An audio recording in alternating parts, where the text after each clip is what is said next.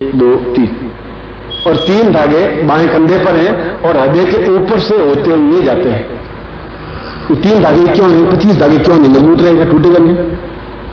ये कह रहे हैं कि तुम्हारे ऊपर 3 ऋण हैं और जितनी बार हृदय धड़केगा उतनी बार तुम्हें याद दिलाएगा कि तुम्हारे ऊपर 3 ऋण है, 3 ऋणों को तुम्हें उतारना ही है।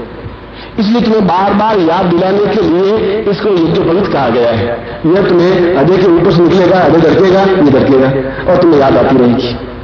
और वो 3 ऋण है, देव ऋण, पितृ ऋण और मनुष्य ऋण।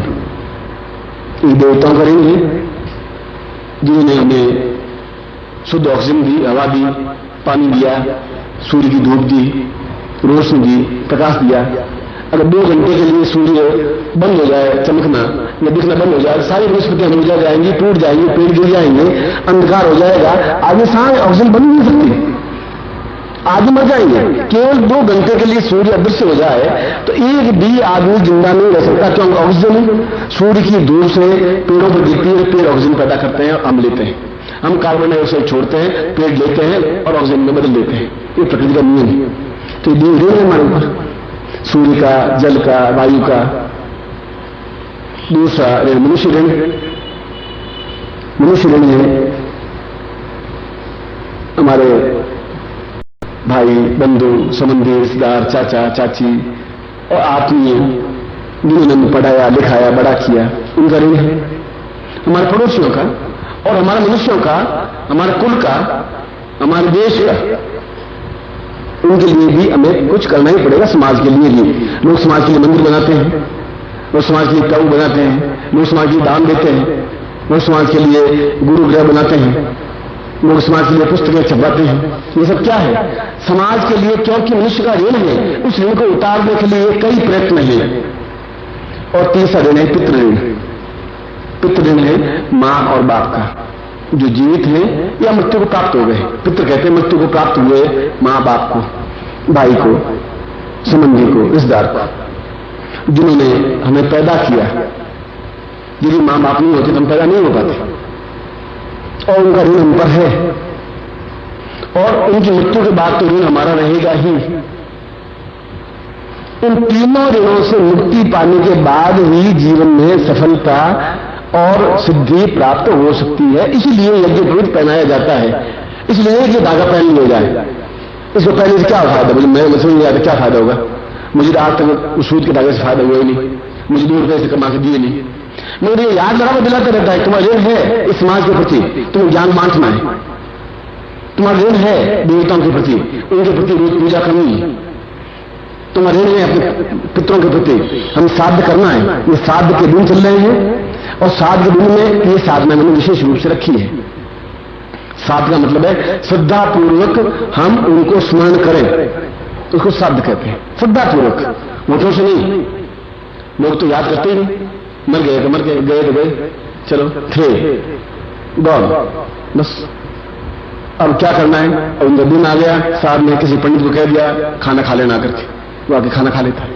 और वो भी नहीं करते तो उन पंडित जी के घर में आटा, थोड़ा आधा 1 किलो आटा और थोड़ा दाल चावल उनके घर भिजवा देते हैं और निश्चिंत हो जाते हैं। ये तो हमारे पूर्वजों ने साथ में नहीं बताया गया है। वह भी श्रद्धा के साथ में उनको स्मरण करना और उनके नित्य ब्राह्मणों को या गौ को या जो बताया है शास्त्रों में उनके प्रति वह समर्पित करना श्राद्ध कहलाता है। और अगर श्राद्ध नहीं कर सके तो इन ऋणों से मुक्ति पाने के लिए फिर ये प्रयोग है। इन तीनों ऋणों से एक साथ मुक्ति पाने के लिए ये प्रयोग है। तीनों ऋणों को अलग अलग कब तक चुकाते रहेंगे? पूरे जीवन भर? फिर तो साधना कर ही नहीं सकते, क्योंकि देवताओं को तो जिंदगी भर हम सांस लेते रहेंगे, वायु का दिन चलता ही रहेगा। ऐसा क्षण तो आएगा नहीं, ऑक्सीजन लेंगे नहीं, ऐसा तो क्षण आएगा नहीं सूर्य उग जाएंगे, ऐसा क्षण तो आएगा ही नहीं। सूर्य तो आधी रात को चमकता ही। इस समय अमेरिका में सुबह के 6 बजे हुए, इसमें 7 बजे, यहाँ पर 8:30 बजे, वहां बिल्कुल 8:20 हुए। इसमें सूर्य वहां चमक रहा है। इसमें तो सूर्य तो कभी ऐसा होता ही नहीं। हम मानते हैं कि भारतवर्ष में हुआ है। हमारे कलकत्ता में 2 घंटे का डिफरेंस है। वहां 5 बजे सूर्यास्त हो जाता है कलकत्ता में, हमारे यहाँ 7 बजे अस्त होता है। एक भारतवर्ष की बात कर रहा हूं मैं। अक्षांश देशांतर के हिसाब से इतना डिफरेंस आ जाता है। तो इन देवताओं की ऋण, पितृ ऋण और मनुष्य ऋण, समाज ऋण, इसको चूकता करने के लिए इस प्रकार की साधना हमारे जीवन की अत्यावश्यक साधना है, क्योंकि इसके द्वारा इस ऋण से मुक्ति जिंदगी भर के लिए पा लेते हैं। फिर हम करें नहीं करें, कम करें ज्यादा करें, हमारे ऊपर दोष व्याप्त नहीं हो सकता। इसलिए इस साधना को हमारे पूर्वजों ने इस साधना को हमारे सामने रखा कि हम इस साधना को संपर्क कर सकें। और ये साधना किसी किताब में नहीं मिल सकती। किताब में ये तो लिखा हुआ मिल जाएगा कि 3 प्रकार के ऋण हैं, वो 3 प्रकार के ऋण कब तक चुकाते रहेंगे? भाई 1000 रुपये देने सूख जाता हो, चलो 1000 रुपये दिए तो चढ़ा दिया, चलो 2 ऋण चुका।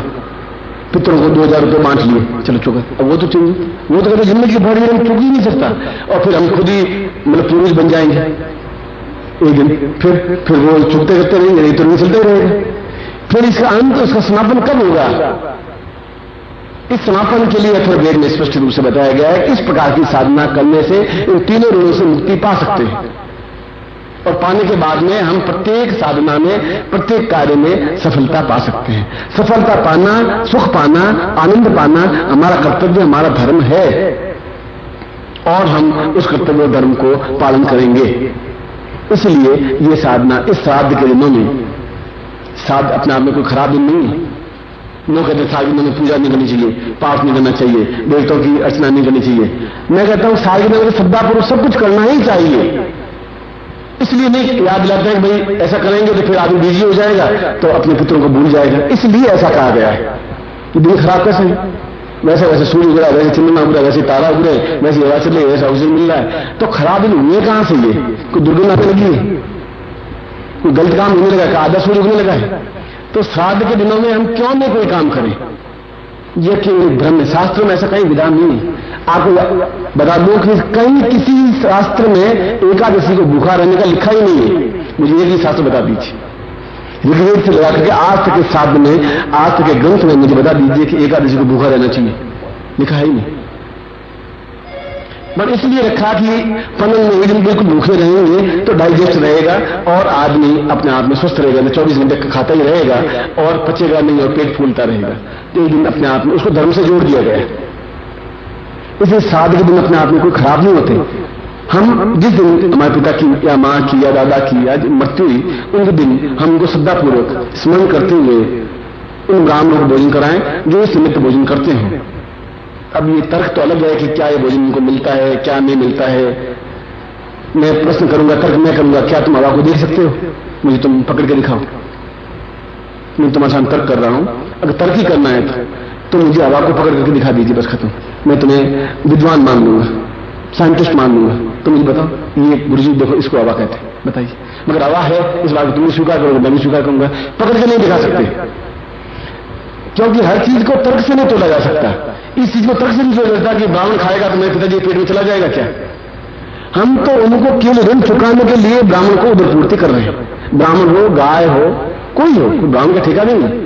श्रद्धा के साथ में जो भी उनके निमित्त भोजन करना चाहे, कोई ब्राह्मण को आवश्यक नहीं है, गाय भी हो सकती है, जो भी जिसके प्रति भी मानव भावना हो। मंदिर में पुजारी को, गरीब कन्या को, जिसके प्रति हमें श्रद्धा उदय हो, उसको हम भोजन करवाएं और उनके निमित्त करवाएं। हम गुरु जी के निमित्त दूर कर चढ़ाए, एक हारमोनियम लाके दें कि यहाँ भजन होता है, करें।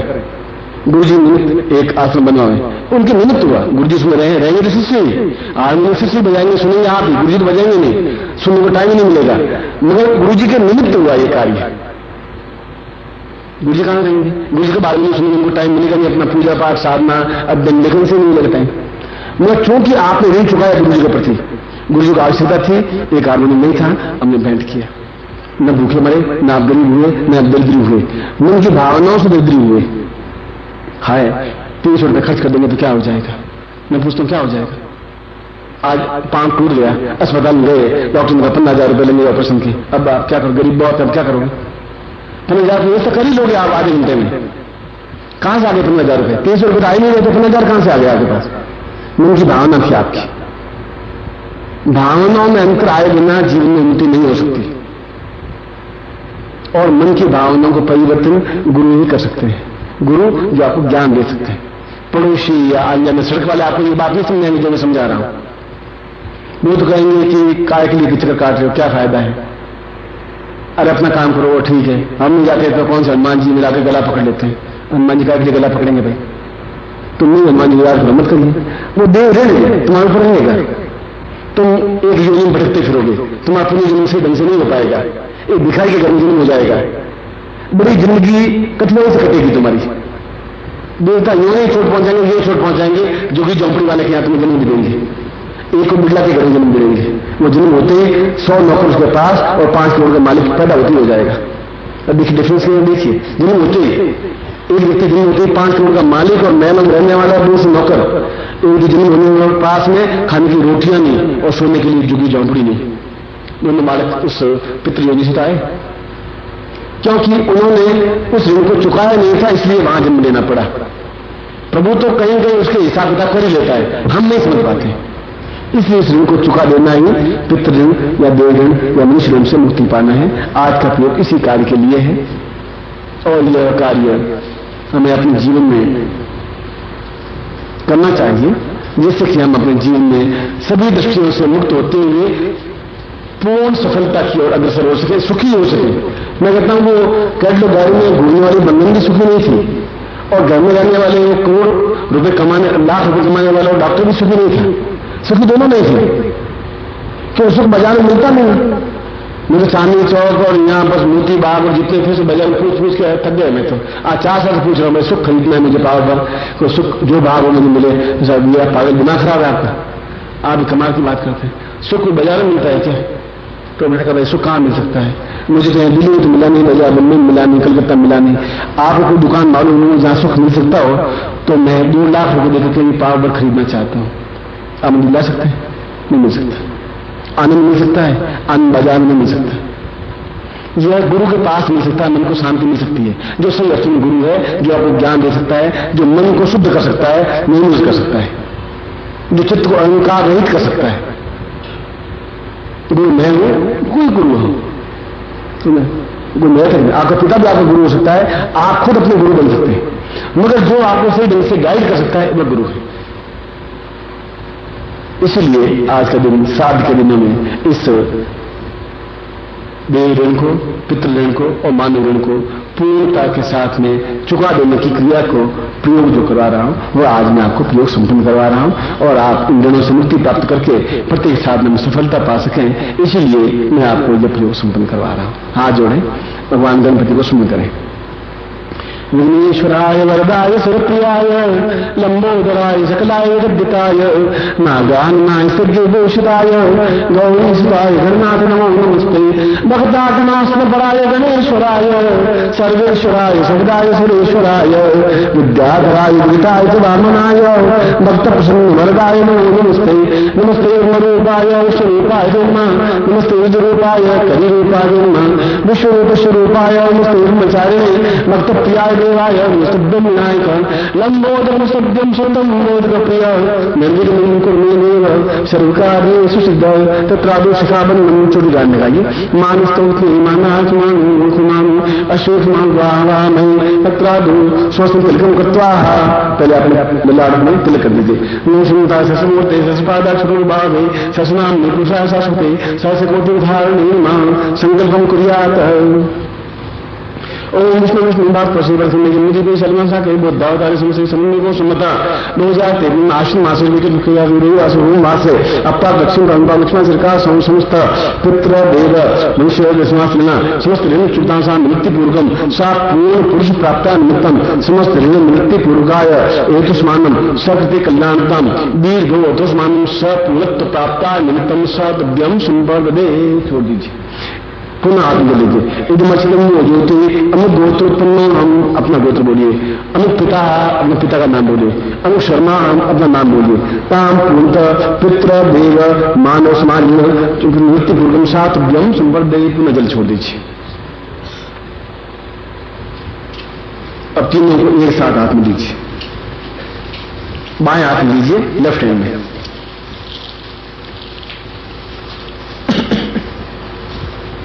वो हाथ आपका लेफ्ट है, बाएं हाथ। माला, माला के ऊपर यंत्र, यंत्र के ऊपर गुटिका। जल स्नानम कुरियात, जल से स्नान कराइए। वरुष्योतम मर्मशिवं सो वरुष्य पेट सदन से वरुष्यमासीद वरुण स्नानम समर्पयामि तवोदति घटम चैव मधुच शुक्रायतम पंचामृतेन स्नानार्थं कृतेताम। ओम पंचम स्नानम समर्पयामि शुद्धवाल स्वशुद्धवालो मणिमालस्तास्मिना श्वेता श्वेताक्षोरु से रुद्राय पशुपतये कन्नां जावाम अवलिप्ता से शुद्ध स्नानम समर्पयामि तथा दो पृथ्व्यामि। हम दुपट्टे से इसको पहुंच लीजिए थोड़ा सा। तत्रादु कुंकुम समर्पयामि, उस यंत्र पर 11 बिंदियां लगानी है आपको। तथा देवर्षि, आप मैं मंत्र बोलता रहूंगा, आप 11 बिंदियां लगा दीजिए। देवर्षि नमः, पितृ नमः, मातृ नमः, मातृकुले नमः, पितृकुले नमः, देवकुले नमः, मनुष्यकुले नमः, समाजकुले नमः, देवत्वकुले नमः, पच्छयामि कुले नमः, अपच्छयामि कुले नमः, ज्ञात पितृ ऋण निवृत्ति नमः, अज्ञात पितृ निवृत्ति नमः, समस्त पितृ देवता ये सामस्तव्यम समर्पयामि नमः। अब इसके ऊपर आप चावल चढ़ाते रहिए और मैं मंत्र बोलता रहूंगा, जिससे कि ये मंत्र ऋण निवृत्ति पूर्वक मंत्र है। मैं बोलूंगा, आप थोड़ा थोड़ा चावल इन तीनों को चढ़ाते रहिए। नीचे माला है, माला के ऊपर यंत्र है, यंत्र के ऊपर गुटिका है।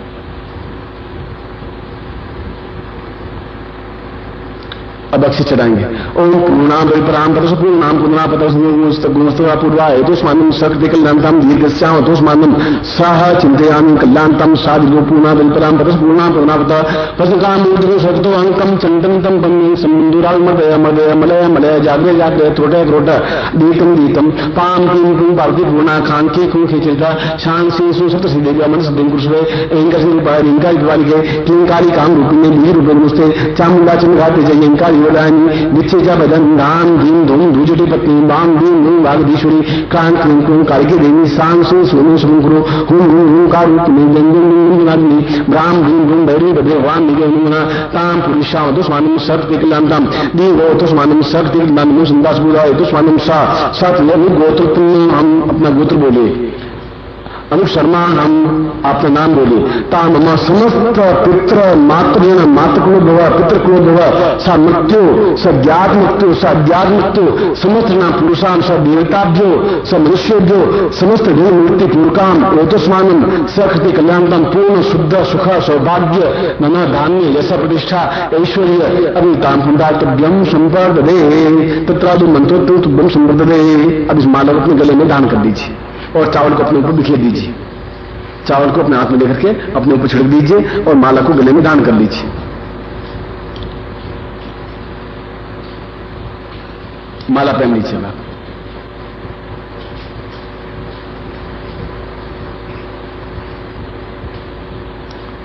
अब मैं मंत्र बोल रहा हूं, आप मेरे साथ मंत्र बोलेंगे।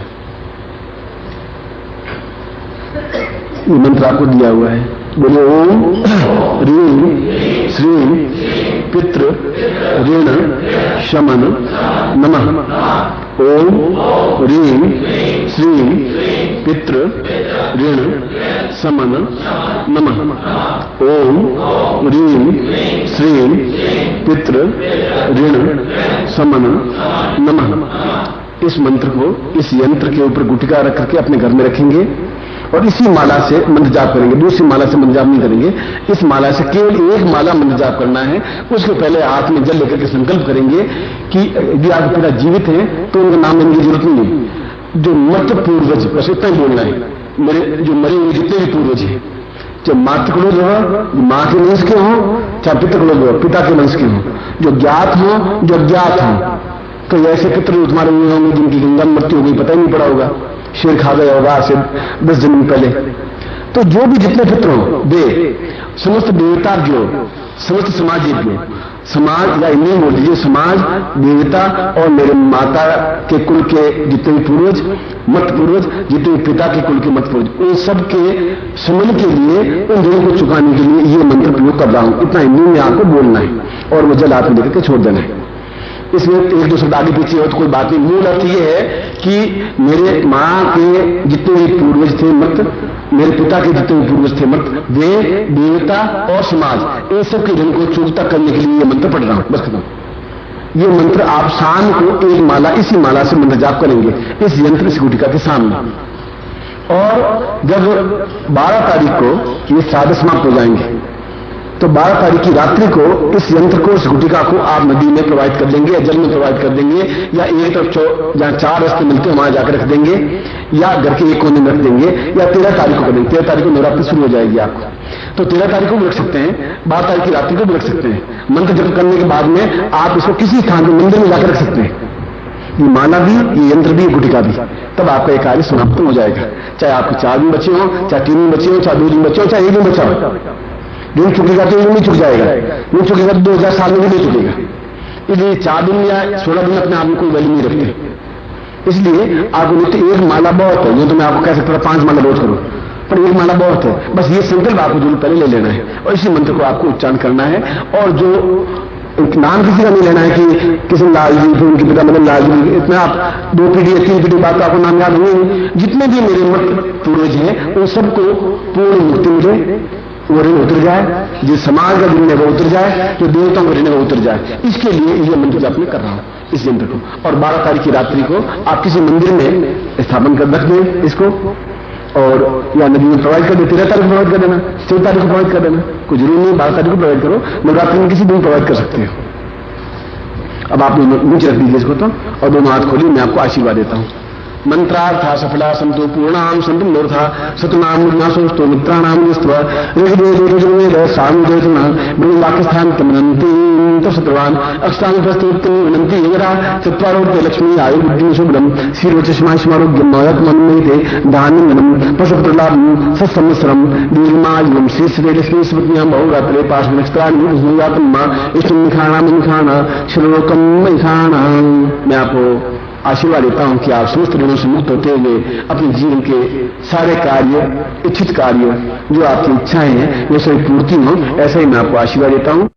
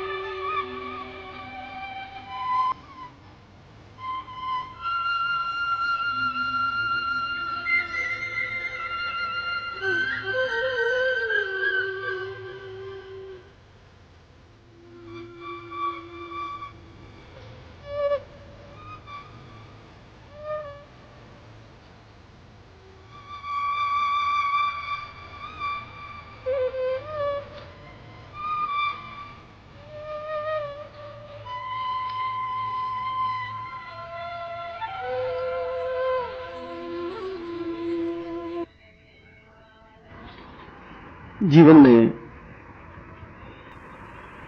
दो स्थितियां बनती हैं आदिकाल से। एक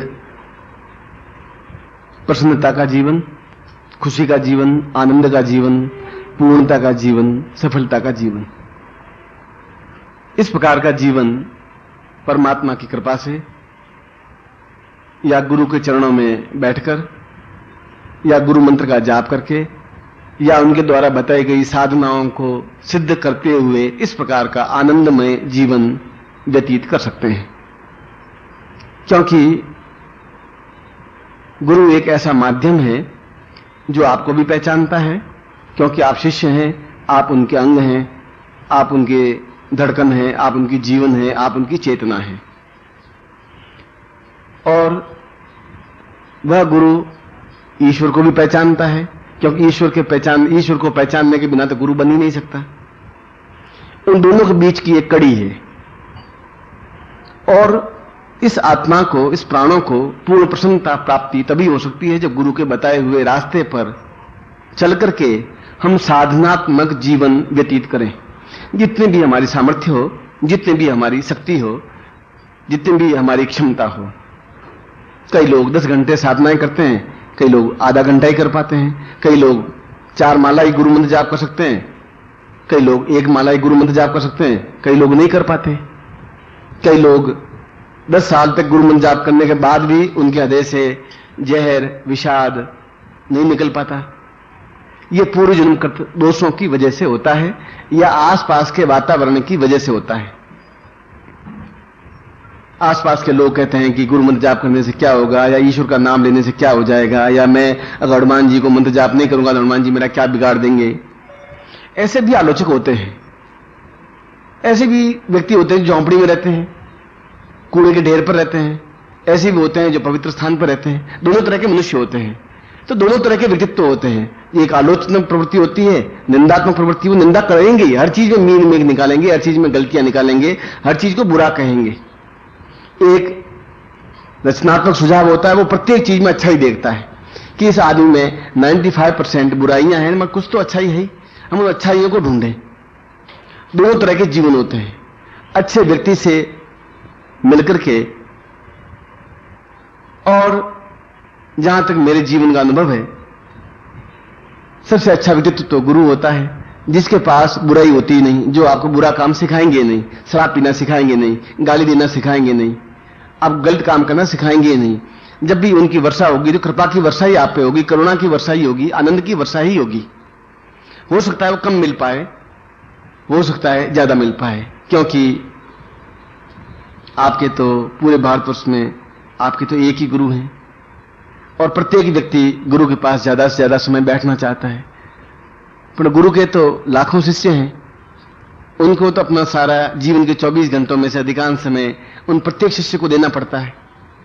इसलिए हो सकता है आपके हिस्से में 1 मिनट मिले, कभी 2 मिनट मिले, कभी आधा घंटा मिल जाए, तो मन में किसी प्रकार का विषाद या खिन्नता नहीं आनी चाहिए। हो सकता है महीने भर नहीं मिल पाए, हो सकता है दिन में 4 बार मिल लें। इसलिए इस प्रकार की मन में कोई भावना नहीं होनी चाहिए कि गुरु किसी को ज्यादा चाहते हैं या किसी को कम चाहते हैं। गुरु के लिए कोई शिष्य पुराना नहीं है, कोई शिष्य नया नहीं है, कोई शिष्य बहुत निकट नहीं है, कोई शिष्य बहुत दूर नहीं है। वह तो सबको समान भाव से देखता है। कोई बेटा कपूत हो ही नहीं सकता। कपूत है तभी उसको सन्मार्ग पर लाने की कोशिश करेगा, सपूत है बस सपूत है ही। हमारे मन में उनके प्रति एक आदर, एक सम्मान, एक प्रेम, एक अपनत्व, एक करुणा, एक चरणों की भक्ति होनी चाहिए। और यदि नहीं हो तो कम से कम आलोचना नहीं हो, और यदि कहीं आलोचना हो रही हो तो हम या तो मुकाबला करें या वहां से हट जाएं। इसके बावजूद भी दूसरा पक्ष एक और है जीवन का, जिसको शत्रु कहते हैं। आपकी उन्नति से आप यदि गुरु के पास आएंगे तो आपको आलोचना करेंगे, आप मंदिर में जाएंगे तो आलोचना करेंगे, आप मंत्र जाप करेंगे तो आलोचना करेंगे, अकारण आपको तकलीफ देने की कोशिश करेंगे। ऐसे शत्रु पति के रूप में भी हो सकते हैं, पत्नी के रूप में भी हो सकते हैं, पुत्र के रूप में भी हो सकते हैं, पड़ोसी के रूप में भी हो सकते हैं। कई रूपों में आपके जीवन में आ सकते हैं, क्योंकि उनका काम ही केवल आपको दुख या वेदना पहुंचाना ही है। बिच्छू का कार्य केवल डंक मारना ही है, इसके अलावा उसको कुछ आता ही नहीं। आप उसको प्यार से रखें, आप उसको मखमल के गद्दे पर बिछा के बिठा दें, तभी वो डंकी मारेगा। आप शाम को दूध पिला दें, सांप को अच्छी तरह से रखें, तब भी समय पड़ने पर वो जहर ही उगलेगा। तो शत्रु तो केवल शत्रुता का व्यवहार ही करेगा। ऐसे शत्रु से हम डट करके मुकाबला करें। जो शत्रु आपका विरोध करता है, जो व्यक्ति आपको सन्मार्ग की ओर चलने पर आपकी आलोचना करता है, जो परमात्मा का नाम या मंदिर के अंदर जाने से आपको रोकता है या बुराई करता है, जो गुरु का नाम लेने से या गुरु की पूजा करने से या गुरु का चित्र रखने से आपकी आलोचना बुराई करता है, तो या तो आप मौन हो जाएं, उनका कोई पलट करके जवाब देने से कोई फायदा नहीं होगा, या फिर डटकर मुकाबला करें। ये आज का जो प्रयोग है कि इस प्रकार के शत्रु हमारे जीवन में हो ही नहीं। मिले तो मित्र मिले तो अच्छे व्यक्ति मिले, ऐसे व्यक्ति मिले जो हमारे जीवन में अच्छा रास्ता बना सके। आपका गुरु का एक संबंध है, एक आत्मीयता है, एक प्रेम है, एक स्नेह है, पूर्व जीवन का संबंध है, इस जीवन का संबंध है। या तो हम उनके चरणों में बैठ करके अपना समय व्यतीत करें और वे हमारे इस प्रकार के प्रयोग संपन्न करावें जिससे कि हमारा जीवन निष्कंटक बने, निरापद बने, बिना शत्रुओं का बने, सफलता युक्त बने। क्योंकि यदि हम शत्रुओं से संघर्ष करते हैं, आदमी दो ही काम कर सकता है। या तो आदमी ऐसे लोगों से मुकाबला करता रहे, जबान उत्तर देता रहे आलोचना को, या फिर सृजनात्मक काम करे। दो ही काम कर सकता है। यदि हम उनका मुकाबला ही करते रहेंगे तो रचनात्मक काम, मंत्र जाप कर ही नहीं सकते। हर समय ये तनाव रहेगा कि वो उसने मुझे गाली क्यों दी जब मैंने उसको गाली दी नहीं। तो शत्रु ही नहीं हो जीवन में, और शत्रु केवल मनुष्य ही नहीं होते। मैंने अभी कहा पत्नी के रूप में भी शत्रु हो सकते हैं, पति के रूप में भी हो सकते हैं जो आपको पूजा करने से रोके।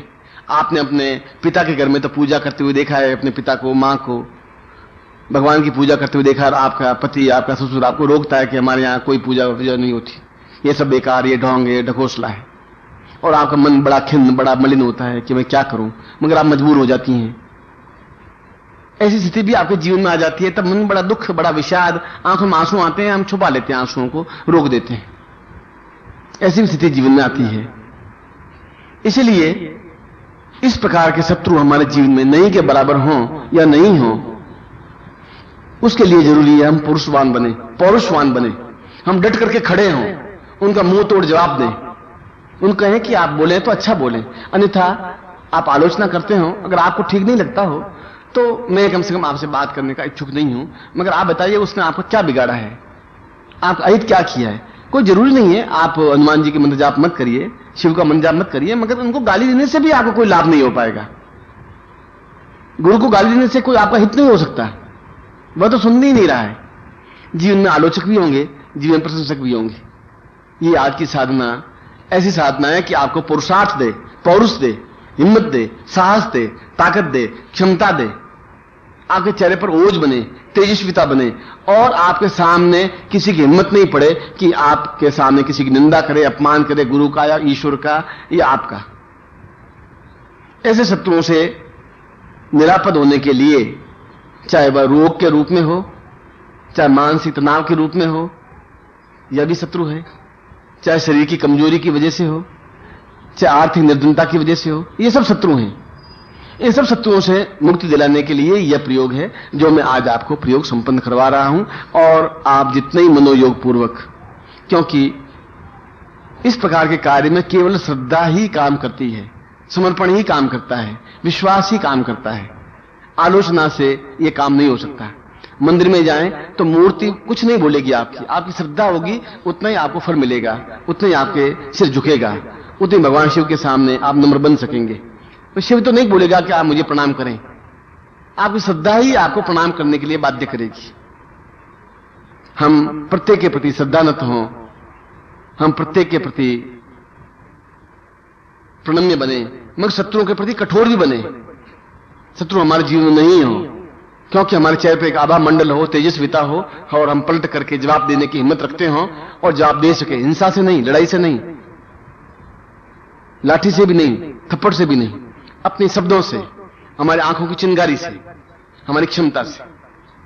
मैं आपको ऐसा ही प्रयोग संपन्न करवा रहा हूं जो आपके जीवन में अनुकूल बने और पूर्णता युक्त बने। सबसे पहले हाथ जोड़ के गणपति को स्मरण करें। ओम सुमुखस्यैकदन्तश्च कपिलो गजकर्णकः लम्बोदरश्च विकटो गजनाशो विनायक धूम्रकेतुर्गणाध्यक्षो बालचन्द्रो गजानन द्वादशैतानि नामानि य पठे शृण्वादपि विद्यारम्भे विवाहे च प्रवेशे निर्गमे तथा सङ्ग्रामे सङ्कटे चैव विघ्नस्तस्य न जायते शुक्लाम्बरधरं देवं श्रीवर्णं चतुर्भुजं प्रसन्नवदनं ध्याये सर्वविघ्नोपशान्ते लाभस्तेषां जयस्तेषां कुतस्तेषां पराजय येषामिन्द्रियवृष्यामोदयस्थोऽपि जनार्दन अभिषितासिद्धर्थं पूजितोऽयं सुरासुरै सर्वविघ्न हरस्तस्मै गणाधिपते नमः श्रीमन्महागणाधिपते नमः लक्ष्मीनारायणाभ्यां नमः उमामहेश्वराभ्यां नमः मातृपितृ चरणकमलेभ्यो नमः इष्टदेवताभ्यो नमः कुलदेवताभ्यो नमः ग्रामदेवताभ्यो नमः स्थानदेवताभ्यो नमः वास्तुदेवताभ्यो नमः वाणीहरणगर्भाभ्यां नमः शचीपुरन्दराभ्यां नमः सर्वेभ्यो देवेभ्यो नमः सर्वेभ्यो ब्राह्मणेभ्यो नमो नमः। तत्रादौ स्वस्तेन तिलकम कृत्वा कुंकुम आपके सामने उसी ललाट के अपने ललाट पे तिलक करिए। नमो संताय सहस मूर्ते सहस पादाक्षरुर्भावे सहस नामने पुरुषाय शाश्वते सहस कोटि उदाहरणे नमः। तत्रादौ चोटी की गांठ लगाइए। मानस्तोक्तये मानाखि मानो गोखु मानो अस्वावामहे ताम शिखा बन्नम तसंकल्पम कुर्यात। दाहिने हाथ में जल हो जल लीजिए या मान लीजिए आपके हाथ में जल है। ओम विष्णु विष्णु विष्णु भारत से बटखंडे जम्बूदीपे शालिमान साके बुद्धावतारे सम्मसे समुद्र को सम्मता 2053 आश्विन मासे स्वे कृष्ण पक्षे याश्याम रविवार से अप्राप्त लक्ष्मी प्राप्त लक्ष्मी श्रीकाल सुहानम सकल मन इप्सित कामना सिद्धर्थम लोके वासे भाया राजद्वारे सर्वत्र यश विजय लाभादि प्राप्तिथम सभारि स पुत्र से बान्वस्य अखिल कुटुंब सहितस्य सबसो समस्त भय व्याजरा पीड़ा मृत्यु परिहारम आयु आरोग्यताम अमुक गोत्रोत्पन्नो हम। अपनी जाति बोलिए। अमुक शर्मा हम नाम बोलिए। तो हम पूर्णत्व प्राप्ता निमित्तम शत्रु बाधा निवृत्ति पूर्वसा प्रयोगम तुभ्यम संपर्क दे। छोड़ दीजिए। अब ये माला हाथ में ले लीजिए और माला को सिद्ध करें। दूसरे दोनों चीजें रहने दीजिए। ओम माले माले महामाय सर्वशक्ति ऐसा घुमाइए। माले माले महामाय सर्वशक्ति स्वरूपिणी चतुर्वर्ग तस्मान में सिद्धाम भव पूर्ण सिद्धि प्रदमालयाम सर्वशत्रु विनाशाय एतोस्मानम सकुर्यं तुभ्यम कुर्यात। अपने गले में इसको धारण कर लीजिए। अब गुटिका लीजिए। ये गुटिका है आपके सामने। इस गुटिका को लीजिए। ये गुटिका आपसे और दाहिने हाथ राइट हैंड में, ये इधर आपका दाहिना हाथ है। ओम पूर्विशाम एतोस्मानम शेख दिगलदाम दीर्घा समस्त पाप दोष क्षय शत्रु विनाशाय एतोस्मानम स पूर्विशाम एतोस्मानम सद्यम इदमचिनम वो ज्योति पूर्णा दरि परामपत पूर्णा पुनरावता पूर्वमने मस शत्रु विनाशाय एतोस्मानम शेख दिगलदाम पूर्विशाम पूर्णत्व प्राप्ताय सद्यम इदमचिनम वो ज्योति दीर्घाम एतोस्मानम शेख दिगलदाम दीर्घासा तद्यम इदमचिनम वो ज्योति पूर्णा दरि परामपत पूर्णा तुभ्यम इकेतवो जेतुभ्यम समर्पयेत। दोनों नेत्रों से लगा करके अपने सामने इसको रख दीजिए नीचे। अब इस यंत्र को अपने हाथ में लीजिए, जो यंत्र आपके सामने। इसके ऊपर जल से स्नान करवाइए जैसे आप स्नान करवा रहे हैं। ओम बाएं हाथ लेफ्ट हैंड में ले लीजिए और दाहिने हाथ से जल में स्नान कराइए। ओम मनुष्योतम मनमसीवनम पयोदधि गतम चैव मधुच सरक्रायतम पंचामृतिं देवी स्नानार्थम प्रीताम पंचाम स्नानम समर्पयामि नमः। पंचामृते गंगा जलम ओम गंगे चिम्ने चैव गोदावरी सरस्वती सिंधु कावेरी जलेस्मिन् सन्धि कुरु ब्रह्मांडोद तीर्थानि करे स्पष्टान्ते देवे तेन सत्येन मे देवी तीर्थम देहि दिवाकर स्नान कुर्यात। दुपट्टे से इसको पहुंच लीजिए। अब उसके ऊपर कुमकुम की 5 बिंदियां लगा दीजिए। तत्रादौ पूर्ण सुख शांति साम्राज्यम स्थापयामि नमः। तत्रादौ पूर्ण वैभव उन्नति प्राप्ताय स्थापयामि नमः। तत्रादौ सर्व शत्रु विनाशाय एतस्मात् दुष्ट विनाशाय स्थापयामि नमः। सर्व मित्राणि मम सुख सौभाग्य धन धान्य प्रतिष्ठां तुभ्यं संप्रदाय आवाहं स्थापयामि नमः। पूर्ण गुरु चरणारविंदम सा देवता कृपा गुरु कृपायाम प्राप्ता तुभ्यम संपदे। अब इसके ऊपर धीरे धीरे अक्षय चढ़ाइए, चावल चढ़ाइए। नमो संताय सहस्र मूर्ते सहस्र पादाक्षरुर्भावे सहस्र नामने पुरुषाय शाश्वते ओम इखेत बोरजित्वाम वायुदेवो वसविता प्राप्यतु सहिष्ठमाय क्रमना आप्यन्द्रा भागम प्रजामय आत्मय मावस्तिन को सोशत गोवा अस्मिन् गोपतो स्यातवीर यजमानस्य पशून्पायि पूर्णाम द्विपराम पतस पूर्णाम पुनरापत काम मूर्ज गुम शतकृतो चित्तिंजो मनसाकथिनिदा देवाय आगमन विधि होत्राविता वृदा पते विश्वस्य भूमनो ज्योम विश्वकर्मणे विश्वाहादा बिगुम अभिः। अब यंत्र के ऊपर इस गुटिका को रख करके दोनों हाथों में दीजिए। मैं इसको प्राण प्रतिष्ठा युक्त आपके लिए अनुकूल बना रहा हूं। दोनों हाथों में रखिए और मेरी तरफ देखिए। ओम दीर्घोयत्वाय बलाय वच शिरपजास्तवाय में सहस्रामथो जीव सर्वस्तम्मा चितिंजा पूर्वा साच निकलनांतम दीर्घो कल्याणम कल्याणम कल्याणम अंकम चंडम तंपम यंसम बिंदुराय मर्दय मर्दय मलय मलय जागरे जागरे त्रोटे त्रोटे दीप्तम दीतम पाम पीम पुम पार्वती पूर्णा खांकी खूंखे चरिता शांसी सुम सप्तसती देवी अमसतिम कुसुमय एंकारि रूपारि इंकारि पारि के क्लिंकारि काम रूप ने बीज रूपेण मुस्ते चामुंडा चंडकाति जयंकारि वरदानी विच्चे च वैदन दान दिन दुम दुजडे पत्नी बांबी मुवागधीश्वरी क्रांत क्लीं क्रूं कालिके देवी सांसी सुमे शुभं गुरु हुम ओंगारूप ने जन जन जमृनानि ब्राह्म रीं बूम भैरवद्रेवानि रीमा ओम पूर्वाय तो स्वानम सा दीर्घो तो स्वानम शक्ति कल्याणतम समस्त शत्रुनां दुष्ट विनाशाय पूर्ण आरोग्य सुख शांति सौभाग्य धन धान्य यश प्रतिष्ठा ऐश्वर्य अभिवर्तेतां पूर्णत्व प्राप्ता निमित्तम सचिंत्यामि कल्याणतां दीर्घो तो स्वानम स नेति भूता स्वानिति दीर्घा तो स्वानम शक्ति कल्याणतां पूर्णत्व प्राप्तां पूर्णां वैपरां परस पूर्णां पुनरापता खमूर्जगुं सकृतौ चितिंज्वा वीर्यो दीर्घा तो स्वानम शक्ति कल्याणतां दीर्घसा तब्यमिदमो ज्योति पूर्णां सा तब्यं संपर्ददे। इसको बाएं हाथ में ले लीजिए, लेफ्ट हैंड में, दाहिने हाथ में मैं मंत्र बोलता हूं, उस मंत्र का उच्चारण करिए। बोलिए ओम क्रीम क्रीम कूष्मांडायै क्रीम क्रीम ओम। वापस बोलिए ओम क्रीम क्रीम कूष्मांडायै क्रीम क्रीम ओम। ओम क्रीम क्रीम कूष्मांडायै क्रीम क्रीम ओम। ये आपको विद्युत माला से या सिद्धि माला से ये माला पहन करके और रोज 5 माला मंत्र जाप करना है और 31 दिन तक करना है, 31 डेज 31 दिन तक करना है इस माला के मंत्र जाप से। इस यंत्र के ऊपर गुटिका रहेगी, उस गुटिका के सामने करना है और 32वें दिन या 33वें दिन इस यंत्र को, इस गुटिका को और उस माला को नदी में प्रवाहित कर देना है। 31 दिन तक मंत्र जाप करना है। नित्य 5 माला मंत्र जाप, सुबह या शाम या रात्रि को किसी भी समय। आप इसको नीचे रख दीजिए यंत्र को, मैं आपको आशीर्वाद देता हूं। दोनों हाथ खोल दीजिए। मंत्रार्था सफला सन्तु पूर्णाम सन्तु मनोरथा शत्रुनाम विनाशोस्तु मित्राणाम यस्तव ऋग्वेद यजुर्वेद सामवेदो यथर्ण ब्रह्मवाक्यस्थान्त्यमनन्तीं तशत्रवाननन्तीं तशत्रवाननन्तीं तशत्रवान् अक्षतां प्रस्थेतोऽन्त्यं गृह्णन्ति ये नरा चत्वारो वर्धते लक्ष्मी आयु बुद्धि यशो बलम शीर्षमायुष्यमारोग्यम मादात्मानं महिते धान्यं धनं पशुपुत्रलाभं सत्संवत्सरं दीर्घमायुः श्रीश्चते लक्ष्मी पत्न्यां बहुरात्रे पार्श्वे नक्षत्राणि उपस्नो व्यातं इष्टं निखाणं मिखाण शर्लोकं मिखाण मम समस्त शिष्येण पूर्ण सुख सौभाग्य शत्रु विहिताय दुष्ट विहिताय पूर्ण आरोग्य धन धान्य ऐश्वर्य प्राप्ताय सातव्यम संपर्ददे। पूरे शरीर पर लगा दीजिए। आपको मैंने समझा दिया है, धोती पहन करके और इसको मंत्र जाप करेंगे और 30 दिन तक मंत्र जाप करना है इस मंत्र का, रोज 5 माला और इस यंत्र उस गुटिका के सामने। उसके बाद इस गुटिका को, यंत्र को और उस माला को नदी में प्रवाहित कर देना है और निश्चय ही आपका मन, फिर एक बार फिर कहता हूं कि सफलता के मूल में श्रद्धा, विश्वास और समर्पण ही काम करता है। जब तक, इससे पहले शिष्य गुरुकुल में रहते थे, वहां का वातावरण 24 घंटे गुरुकुल में गुरु का ही रहता था, या गुरु होती थी या गुरु माता होती थी। इसके अलावा न बाहर के लोग होते थे, न आलोचक होते थे, सब गुरु भाई होते थे। वशिष्ठ के, विश्वामित्र के, गर्ग के, अत्रि के, कणाद के, पुलस्त्य के।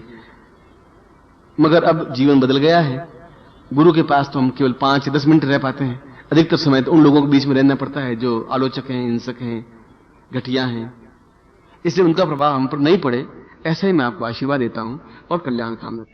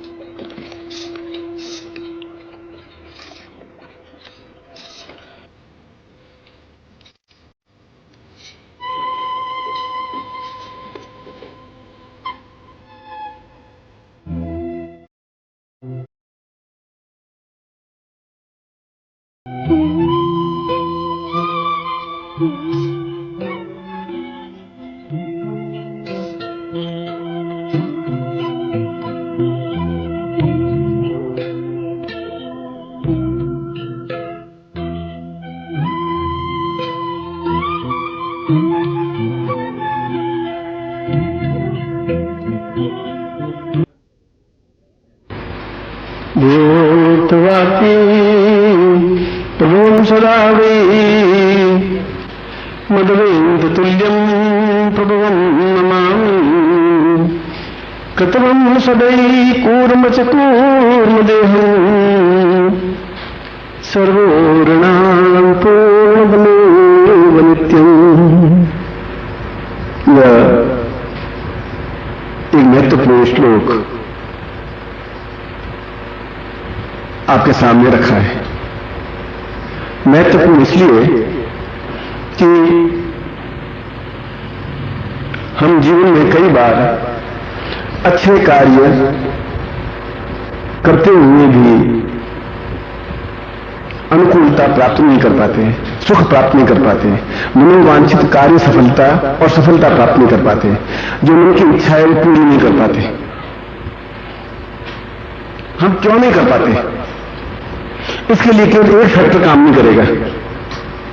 तुम्हें जिंदा रहने के लिए केवल एक फैक्टर काम नहीं कर सकता है।